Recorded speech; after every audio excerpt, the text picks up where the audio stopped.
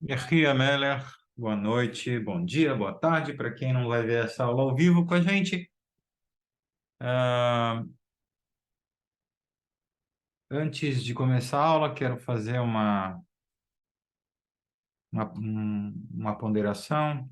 Essa aula seja em elevação da alma da nossa querida amiga Dona Damiana, que acabou falecendo hoje pela manhã.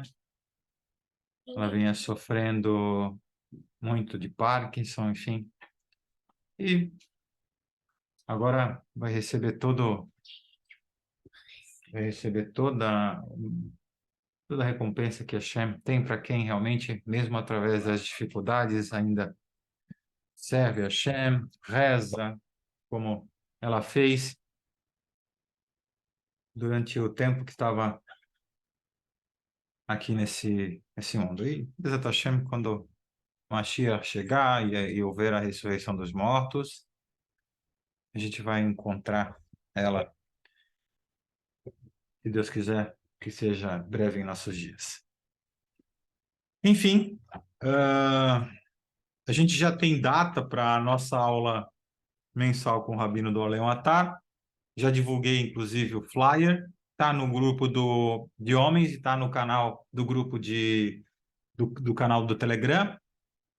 Uma bagatela de R$ 18 para angariar fundos aí para nossa missão, enfim. Então, vocês têm até o dia, quem quiser participar, até o dia... vamos botar aí dia 19, então. É o dia da live, tá? Então, tem tempo ainda para economizar, fazer uma caixinha, abrir uma poupança e contribuir com R$ 18. Por que R$ 18? R$ 18 é o número da vida. Ok, gente? Senhores, estamos na penúltima aula sobre o livro de Josué. Isso mesmo, Nogueira. Isso aí, Baruch Daemet. Abençoado juiz, o rei do universo, o verdadeiro juiz, o juiz que é justo. Enfim,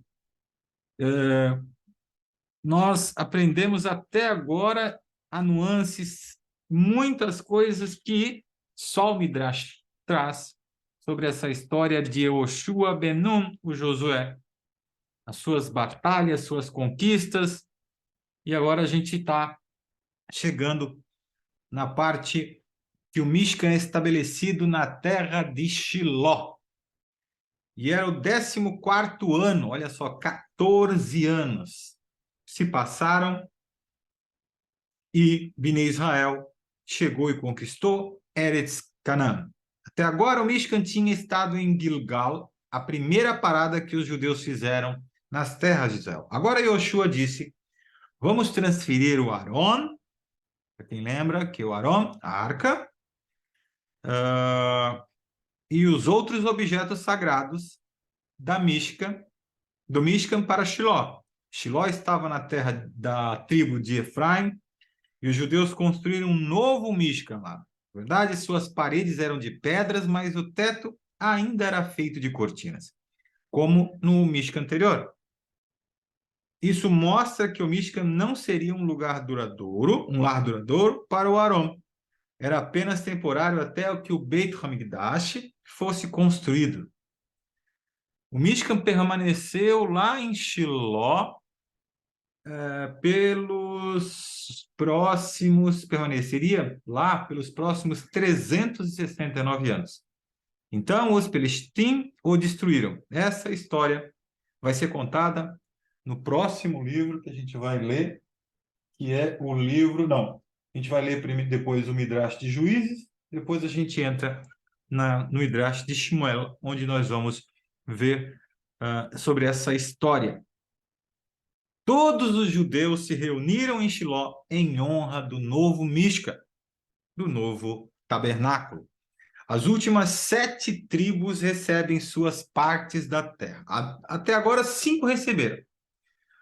Elas eram Ruven, Gad, parte de Menache, a leste do Jordão, e Eudá, Efraim, e parte de Menache em Eretz Israel, propriamente dita por Yoshua. Essa parte de Menache que ficou a leste de Jordão, quem permitiu, quem deu esse aval foi Moshe. E a outra parte de Menache que entrou nas terras de Israel, foi autorizada e dada por Deus através de Yoshua ben Nun, de Josué. Então, restaram 7 Shevatim, 7 tribos, para receber suas porções. Yoshua lembrou-lhes: é seu dever anotar quais cidades e campos existem nas partes restantes da terra de Israel. Não podemos prosseguir com o Goral, a menos que vocês primeiro avaliem a terra e descubram exatamente que tipo de terra ela é. Vocês lembram do que era o Goral? O pessoal que está assistindo as aulas com a gente há um pouco mais tempo. Vocês lembram o que era o Goral? Podem responder, com vontade. O sorteio que era feito. Exatamente. Boa, valeu. É isso mesmo. Enfim, o Goral só mostrava a área aproximada, tá? Ou seja, a área aproximada que cada tribo receberia. Então, a gente tem um exemplo aqui. Zevulun recebeu a região de Aco, mas cabia aos filhos de Israel inspecionar a terra e observar os limites exatos de cada parte. Depois que as 3 primeiras porções foram distribuídas, os judeus pararam de fazer isso. Por quê? Eles temiam que assim que cada tribo conhecesse sua porção, as outras tribos não ajudariam mais a conquistar as novas terras ou as suas outras terras. Portanto, Yoshua teve que repreendê-los. Olha, seguinte, vocês estão errados em se preocupar. Não adiem a divisão da terra. Hashem irá ajudar cada tribo a conquistar sua porção, mesmo que outras tribos não vierem ajudar vocês. Ou seja, o pessoal não quis lá ajudar, Hashem daria o seu jeito e as terras atribuídas a essas tribos, elas realmente seriam conquistadas. Então, os filhos de Israel obedeceram a Yehoshua. Um grupo de 21 homens partiu para explorar as terras restantes e anotar os nomes das cidades, campos e bosques. Para conseguir isso, eles tiveram que viajar através do invicto território inimigo. Mas nenhum cananim se atreveu a prejudicá-los. Quando voltaram, apresentaram a Yehoshua uma lista de 7 porções. Yehoshua realizou o sorteio em Gilgal, o Goral escolheu as porções das tribos restantes. Agora a gente vai nomear e vamos mostrar qual tribo ficou com qual parte. Então, o Goral mostrou a seguinte ordem: a Shevet Benjamim, ou seja, a tribo de Benjamim, que era a mais importante depois de Yosef. O Goral lhe deu uma porção ao lado de Eudá. A cidade de Jericó estava em sua parte. A tribo de Shimon, a maior parte de sua porção consistia em faixas de terra e cidades dentro da parte de Eudá. Olha só que coisa interessante. Ou seja, parte das terras de Shimon ficaram dentro da parte das terras de Eudá. E a gente já vai ver daqui a pouco por quê. Na verdade, agora, foi uma punição para Shimon que sua terra estivesse espalhada dentro das suas fronteiras em uma tribo diferente.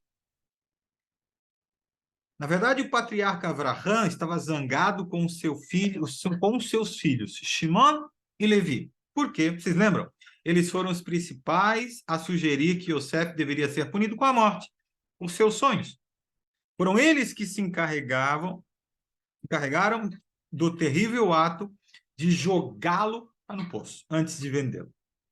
Antes de seu falecimento, Yaakov, contudo, profetizou, aspas para Yaakov, os descendentes de Shimon e Levi não terão uma porção única da terra. Elas estarão espalhadas por toda a parte. Dessa forma, eles não serão perigosos no futuro. As palavras de Jacó foram cumpridas. Levi recebeu 48 cidades espalhadas por toda a parte das terras de Israel. E Shimon recebeu cidades dentro da porção de Eudá. Agora, vamos saber exatamente por que isso aconteceu. Mas, antes disso, o Midrash conta uma parábola que vocês já vão pegar logo de cara. Um agricultor tinha um touro que muitas vezes ficava agressivo. O único animal que fazia com que o touro se aquietasse era um leão, pois o touro ficava aterrorizado pela mera visão de um leão. E o fazendeiro, portanto, colocou uma estátua de leão perto do estábulo do touro. Sempre que o touro olhava para ela, mantinha-se calmo e não enlouquecia. Ora, a tribo de Shimon tinha algumas pessoas que eram de sangue quente. Vocês lembram que foi a tribo de Shimon que invadiu as terras de Shechem e matou os habitantes, os homens de Shechem. Enfim, eles perderiam a paciência e fariam coisas das quais mais tarde se arrependeriam. Vocês se lembram também, no deserto, o Zimri, o Nassir, ou seja, o herdeiro, o rei, digamos assim, o príncipe da tribo de Shevet de Shimon, o príncipe da tribo de Shimon, ele trouxe uma moça não judia para o acampamento.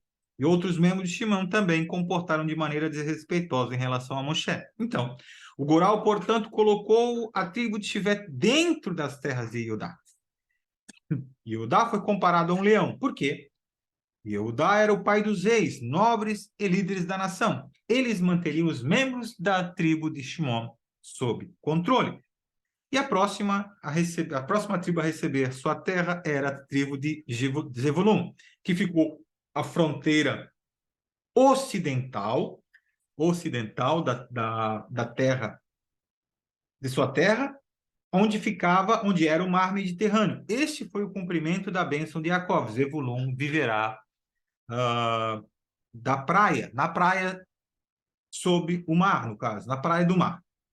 Em seguida, o Goral escolheu a tribo de Issachar. Sua terra ficará entre Zevulun ao norte e Menache, que era seu vizinho ao sul. A tribo de Asher, sua porção ficava na parte norte da terra, próxima do mar Mediterrâneo. A tribo de Naphtali era vizinho de Asher. Sua terra incluía a região frutífera dos Yam Kinneret. Vocês já ouviram essa palavra? Yam Kinneret, né? O mar da Galileia. A fruta lá, que de lá nascia, crescia madura, já crescia amadurecida cedo e sempre era gigante, muito grande e suculenta.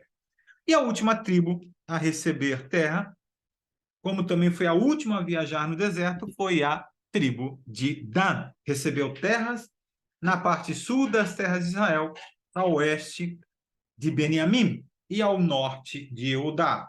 Ele também conquistou terra adicional muito ao norte das terras de Israel. Olha, quando Yehoshua e Caleb foram enviados por Moshe, junto com os outros 10 espiões, eles só trouxeram coisas boas, só enumeraram qualidades nas terras de Israel. Naquela época, Hashem havia prometido a eles que, como parte de sua recompensa, eles teriam suas próprias cidades nas terras de Israel.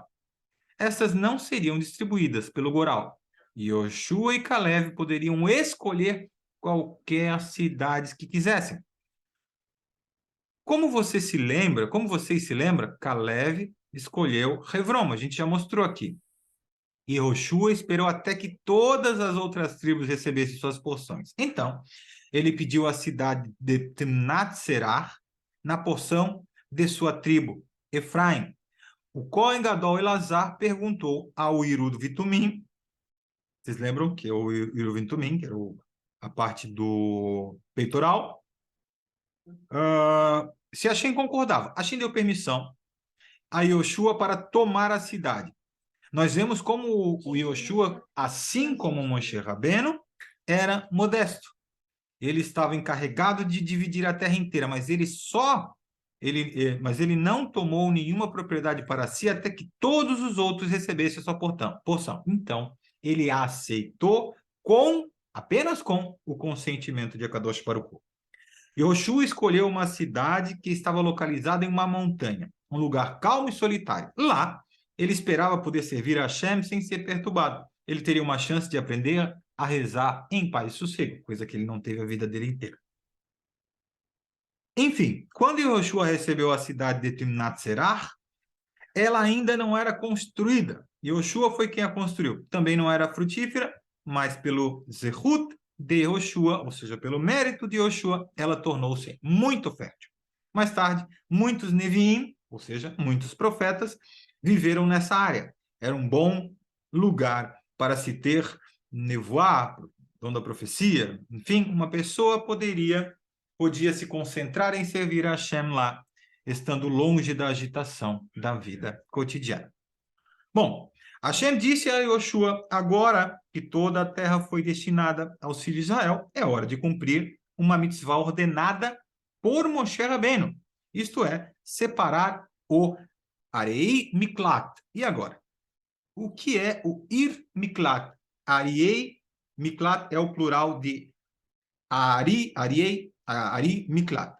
Bom, se um judeu matasse outro por engano, ele deveria correr para uma cidade, Ir Miklat, ou seja, cidade de refúgio. Esta é uma das cidades onde os Leviim viviam. Os levitas viviam. Os Leviim deveriam permitir que o assassino vivesse lá sem cobrar-lhe o aluguel. Enquanto esse assassino estivesse na Ir Miklat, ele estaria salvo do Goel Adam, ou seja, da pessoa que queria se vingar, ou que apresentasse perigo. Fora de uma Ir Miklat, o Goel Adam tinha o direito de matá-lo. O assassino deveria ficar na Ir Miklat até o Kohen Gadol falecer. E olha só que coisa interessante. Então, ele estaria livre para sair. O Goel Adam não poderia mais machucá-lo, depois da morte do Kohen Gadol, do sumo sacerdote.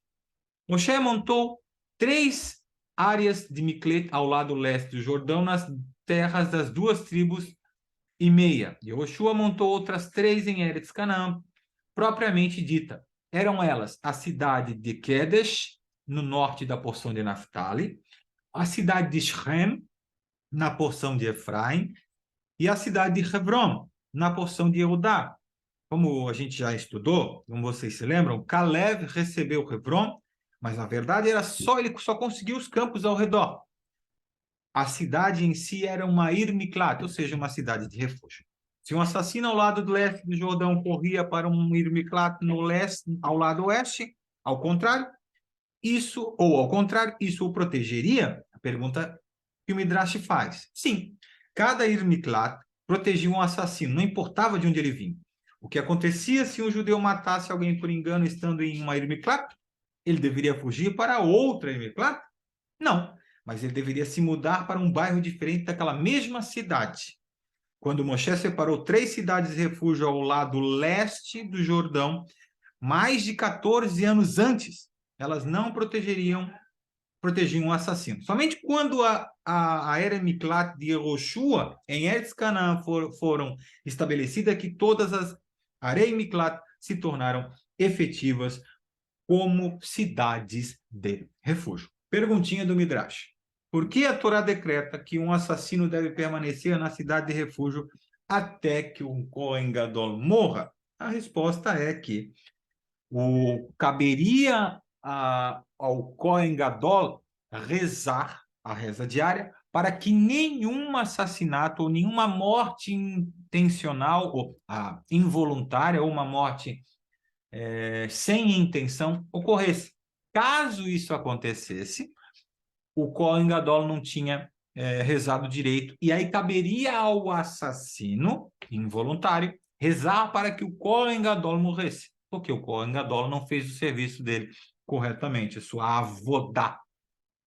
Enfim, e assim que o Kohen Gadol morresse, o assassino estaria livre para viver em Eretz Israel.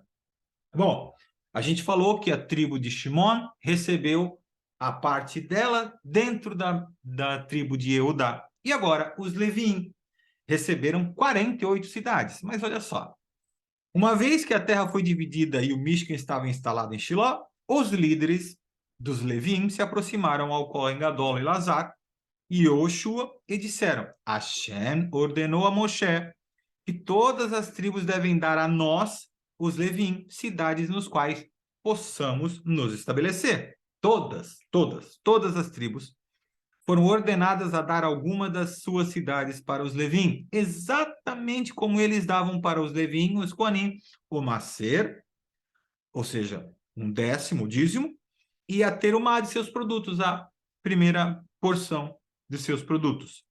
Por que os Levim esperaram até agora para pedir essa cidade? Por que eles já não pediram antes? Por quê? Eles podem ser comparados aos soldados de um exército de um rei. Após o fim da guerra, a nação está pacificamente estabelecida e o rei está salvo em seu palácio. Só então os soldados pedem seu pagamento. Da mesma forma, os Levim esperaram até os Bnei Israel estarem assentados e o Mishkan estabelecido lá em Shiló. Os Levim receberam 48 cidades. 6 delas seriam as Arei Miklat, que Yehoshua já havia separado. Yehoshua realizou o Goral no Mishkan e em Shiló para descobrir em que ordem as famílias dos Levim deveriam receber as suas cidades e quanto de suas cidades cada shevet, cada tribo, teriam que ceder. Bom, o Goral milagrosamente escolheu os Levim pela ordem de sua importância. Primeiro, a família de Keat. Vocês lembram que a família de Keat eram as mais importantes? Vocês lembram por quê? Porque eles carregavam os objetos mais sagrados. O Aron, que é a arca, o Shulchan, que é a mesa, e a Menorá, que era o candelabro. Depois a família de Gershom e, finalmente, a família de Merari. O Goral também escolheu Yehudá, a principal tribo, para ser a primeira a dar suas cidades para os Levim, depois Shimon e depois Beniamim. O Goral decidiu que os Levim receberiam o seguinte número de cidades. A família de Keat, 23 cidades. A família de Gershom, 13 cidades. E a família de Merari, 12 cidades. No total, 48. Estas incluíam as 6 Areit Miklat, ou as cidades refúgio, dos quais cada família levita recebeu 2. Cada tribo que teve que dar 4 de suas cidades para o Levim, exceto Naftali, que teve que dar 3, e Eudá, que teve que dar 8. Shimon, que só teve que dar 1. Sempre que uma cidade era doada aos Levim, esta também incluiu uma área de até 2.000 amot ao seu redor. Gente, eu não lembro qual é o número a quilometragem, o metro quadrado que representava um amot.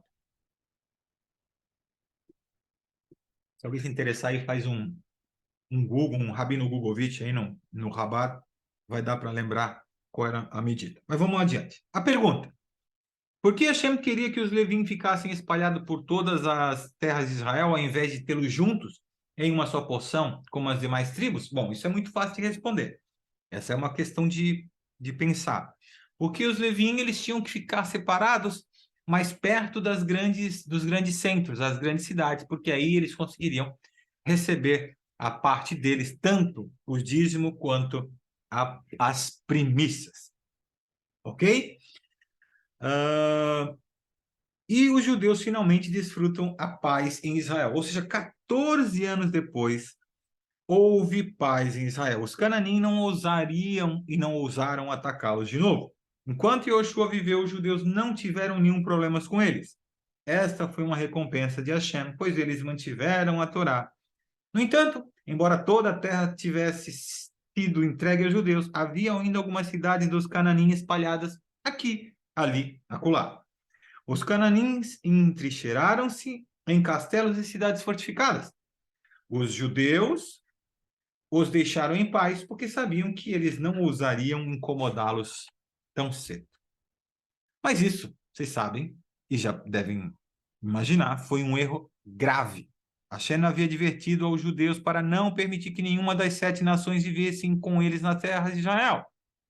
Se os judeus tivessem tentado com mais afinco, teriam conseguido expulsar todas as nações. Mas eles estavam contentes em ter a maior parte da terra em suas mãos e ansiavam pela paz. Mais tarde, os judeus sofreriam por causa desse grave erro.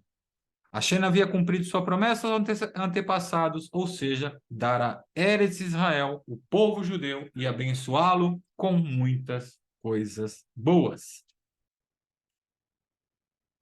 Deixa eu ver se a gente continua ou para por aqui, para a gente ainda ter...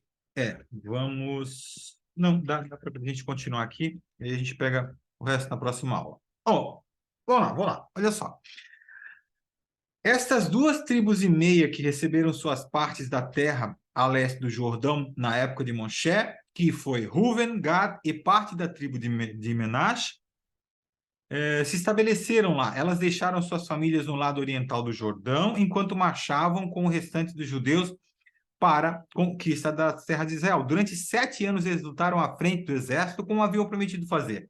Depois ficaram com Yoshua e os judeus outros 7 anos, enquanto a terra estava sendo dividida. Mesmo depois de 14 anos, quando os judeus estavam finalmente assentados, as 2,5 tribos não correram para casa. Eles esperaram pacientemente até que Yoshua desse permissão para que eles fossem embora. Yoshua chamou e os elogiou muito. Vocês permaneceram até que a terra fosse dividida. Agora podem sair e voltar para suas famílias. Mas lembre-se que viveram longe da Terra Santa. Então tem uma certeza adicional para continuar observando o mitzvot de Hashem. Yoshua abençoou as 2,5 tribos. As 2,5 tribos ficaram com o coração pesado. Eles beijaram o solo das terras de Israel para se despedir. Na época em que pediram terra no lado leste do Jordão, eles não haviam percebido o quão sagrada e boa eram as terras de Israel. Agora viveriam em uma terra menos sagrada, longe do Mishkan e do resto dos judeus. E Yoshua Benu, o Josué disse para eles o seguinte: eu vou acompanhá-los. Então andou até o Rio Jordão, que era a fronteira da Terra Santa. Quando chegou a hora de Yoshua voltar para casa, as 2,5 tribos notaram que haviam muito poucas pessoas para acompanhá-los. Por respeito ao líder, eles decidiram voltar e levaram para casa. Yoshua deu-lhes uma outra bênção. Foi ainda maior que a primeira. Ele lhes disse que vocês recebam um espólio de ouro, prata, cobre e roupas adicionais. Compartilhe com seus irmãos que ficaram em casa para cuidar de sua propriedade. Aí a pergunta que o Midrash faz aqui, quando essa bênção de Yoshua foi cumprida? Então, olha só que coisa interessante. Ao aproximarem-se de suas tendas no lado leste do Jordão, as 2,5 tribos ficaram chocadas ao ouvir sons de espadas e gritos de guerra. O que isso poderia significar? Quando chegaram ainda mais perto, notaram que haviam 2 grupos de homens em combate. Todos eles tinham barba e cabelos compridos. 3 famílias árabes malvadas haviam iniciado um ataque aos filhos das 2,5 tribos. Com sua força física esmagadora, os árabes estavam prestes a vencer. Os pais que naquele momento regressavam ao lar perceberam que os seus filhos estavam em grave perigo. Eles queriam desesperadamente ajudá-los, mas não conseguiam reconhecer quem eram os filhos e quem era o inimigo. Eles haviam deixado suas famílias para trás 14 anos antes, e os filhos adolescentes agora eram homens adultos com barba. Todos os filhos tinham deixado os cabelos crescerem como um sinal de luto pelos pais ausentes. Eles se pareciam com outros árabes, que também tinham cabelos compridos. Os pais estavam desesperados. Eles não arriscariam matar os próprios filhos por engano. Como sempre, Hashem os ajudou. Sentindo que o fim deles estava próximo, os rapazes judeus gritaram: Deus de Avraham, Yitzhak e Yaakov, ou Israel, nos atenda. Assim que os pais ouviram essas palavras, correram para o resgate dos filhos. Num piscar de olhos, eles atacaram os árabes e os destruíram. Eles levaram o inimigo, os espólios do inimigo: ouro, prata, cobre, ferro e roupas. A bênção de Yoshua foi cumprida ao pé da letra. Assim, as 2,5 tribos receberam um espólio extra que foi compartilhado com seus irmãos, que havia ficado para vigiar sua propriedade. E assim foi para conta. Na próxima aula, a gente vai aprender que as 2,5 tribos constroem um Mishbeach, um grande altar. A delegação viaja para as 2,5 tribos. As 2,5 tribos se explicam, e aí Yehoshua faz o seu primeiro discurso e a gente encerra esse livro espetacular. Queridos, perguntas. Valendo. E aí? Uma dúvida, pergunta? Qual é esse livro? Não entendi. Livro. O livro, na verdade, é o Tanar, só que é o Midrash do Tanar. Entendeu? O Tanar tem todos esses livros, essas histórias de livros que a gente vai ler. Só que aqui é um Midrash, é a parte que foi passada de pai para filho, tá? É o Midrash do Tanar. Tem o Yoshua, tem os Juízes, tem Shmuel, tem, enfim, é uma coleção boa para a gente ler. Reis e Daniel. Então, nós temos bastante coisa para estudar ainda. Mais perguntas? O Gabi, você tinha falado sobre a questão do... Se algo acontecesse na Terra Refúgio, em questão de vingança, a culpa seria do Kohen Gadol. E também nas questões que ocorreu em Eretz Israel, sem ser de vingança, mas erros como idolatria, seguir as próprias vontades, esquecendo Hashem. O Kohen Gadol também receberia culpa por causa disso? Então, na verdade, ali diz, abriu-se a possibilidade, não quer dizer que aconteceu. Então, a gente não tem nenhuma narrativa, nenhuma narração histórica desse evento. Só vou pedir para quem está com o microfone aberto que feche, por gentileza. A gente está voltando aqui no meu retorno. Então, assim, não tem nenhuma referência, igual aquela situação que tem uma referência na Torá sobre, esqueci o nome daquele judeu que ousou profanar o Shabat e foi condenado à morte. Um caso isolado. O que a gente tem que entender, Gabi, aqui, e falo para vocês também, que a gente tinha o Aron, a gente tinha o Mishkan, a gente tinha a Menorá, a gente tinha o Shulchan, ou seja, a presença divina estava com os judeus ali. Então, o erro era muito mais difícil. Poderia acontecer um erro de dedução, um vacilo aqui, por questão de confiança, normal, natural de todo homem, mas a presença divina se fazia revelada. Lembrem-se que a Kodesh HaKodashim, o Santo dos Santos, fazia parte do Mishkan. Então, Hashem estava muito revelado. Com a revelação de Hashem, a parte da escolha ficava, por assim dizer, meio que comprometida. Por quê? Porque a verdade absoluta estava presente. O certo estava muito latente, estava muito na cara que o certo precisava ser feito e era feito porque todos enxergavam daquela maneira. Entendeu, Gabi? Por isso que a Torá expõe o que poderia acontecer, mas não diz exatamente o que aconteceu. Entendeu? Sim, sim, entendi. Outro exemplo legal, por exemplo, a necromancia lá. Necromancia, me corrijam, por favor.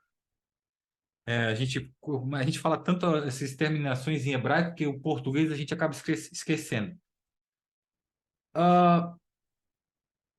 Quando Moshe dá a proibição de não falar com os mortos, não há nenhuma menção ali na Torá que isso aconteceu. Isso só veio a acontecer com Shaul, Shaul Amelech, o rei Shaul. Então, olha só quanto tempo que...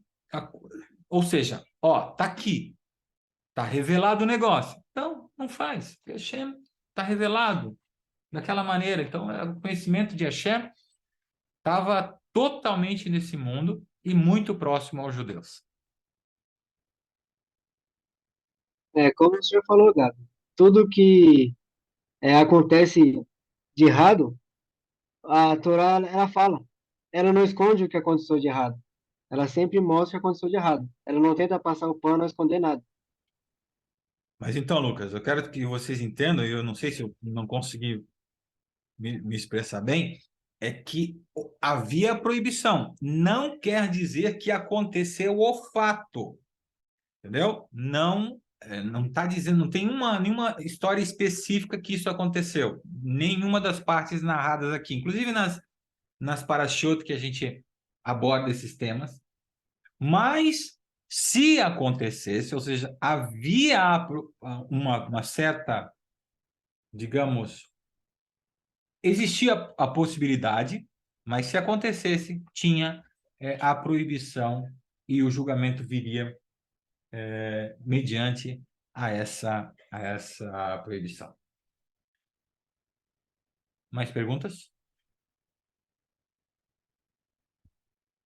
Ok, deixa eu dar um stop aqui.